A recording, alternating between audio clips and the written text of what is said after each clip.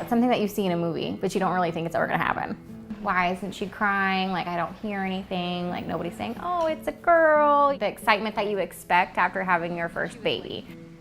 I feel like everyone that was in and out of that room that day should have to answer for it.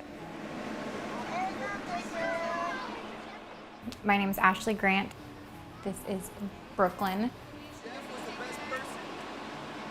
She is a beautiful, intelligent, very stubborn, hard-headed little girl. Hi. We have to move her around, so we have to carry her. She's not mobile.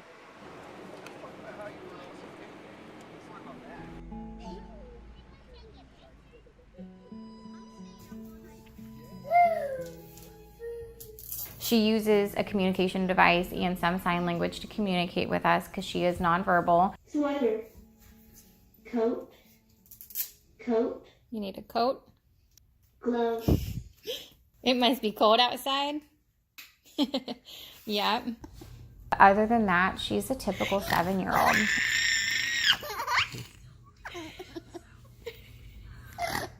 And she gets up, we get her ready, she goes on the bus, she goes to school, she plays with her friends, she comes home, we do homework. Her and Daddy are best friends, always.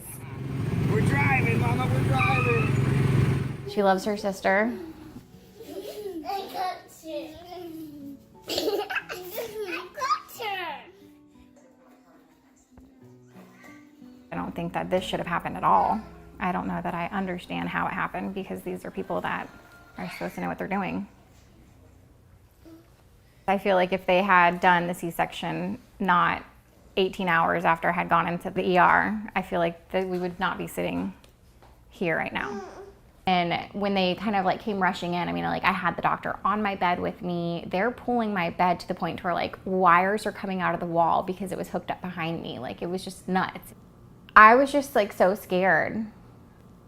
She's not breathing right now. I was told that she did have a seizure immediately when she came out. So I knew that obviously like she was sick, but I never knew that here now 7 years later, like I would have never expected what we go through on a daily basis. You little shark.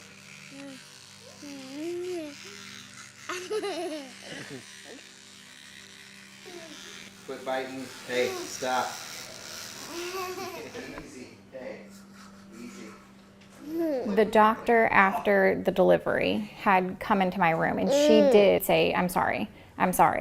You can say sorry, but that doesn't mean that you are, or it's not gonna give my daughter the life that she deserved. Hi, baby. I love you. Good night. Good night. Oh, love and kisses. Thank you. All right, I love my baby. It was actually a family friend that helped enlighten me on deciding to look into legal proceedings for what happened to Brooklyn. I didn't understand what NICA was until the lawsuit was going forth. And then I found out that NICA was like a kind of secondary insurance policy that these doctors carry.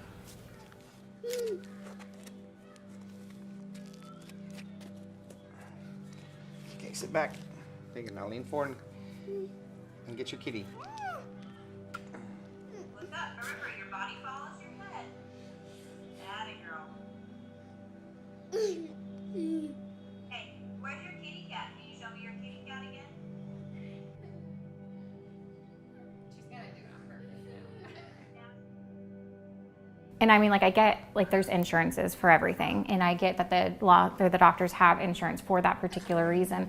But I just felt like NICA was just like a cover up and there'd be no justice for Brooklyn. That was awesome. She had very good control. In Brooklyn's case, her neurological birth injury was a result of negligence. It wasn't natural. We knew that we could do more for her in circuit court than we could ever do for her in NICA, because in NICA your award is capped. So they wanted to compensate her, and when I got involved in the case in 2017, the strategy was proving that Brooklyn, in fact, is cognitively functioning and that she does not meet the permanently and substantially impaired criteria for cognitive functioning. 4, 5, Brooklyn. 5. And and our question is asking us to add 4. So we are going to add 1, 2, 3, 4. How many crayons do we have all together? 10. 9. What's your answer? 9. That's correct. Yes, ma'am. Good girl. And so we did retain our own expert, a pediatric neurologist from New Jersey who did come down and evaluate Brooklyn, and he saw what we saw, which was a cognitively functioning little girl stuck in a body that she cannot do much with.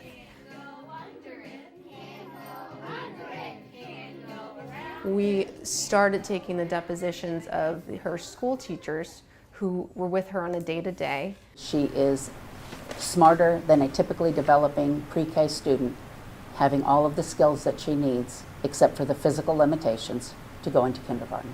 Compared to other kids her age, she is where she should be. She's right within the average range as far as her academic knowledge.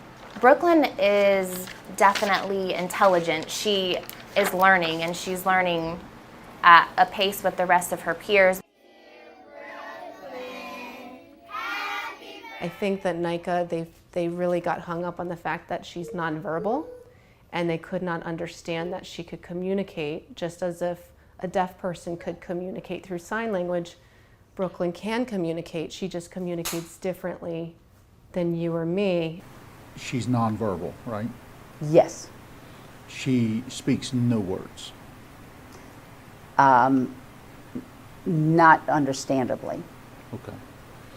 In my perspective, they're hired by doctors to get them out of medical malpractice cases. So their agenda to me is to make sure that we have to take NICA. That way their clients, the people that are hiring them, that are paying them to keep them out of medical malpractice, don't go to medical malpractice cases. So I 100% think they have an agenda, and it's for us to settle through them.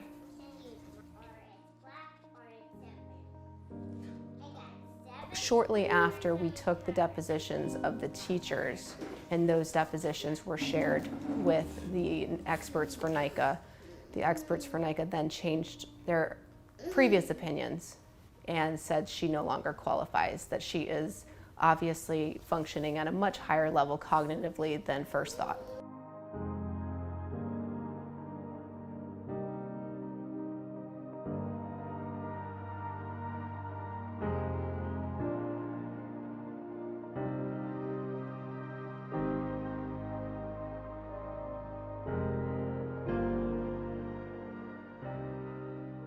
When I finally got the phone call to say that we had finally beat it and we could now go forward.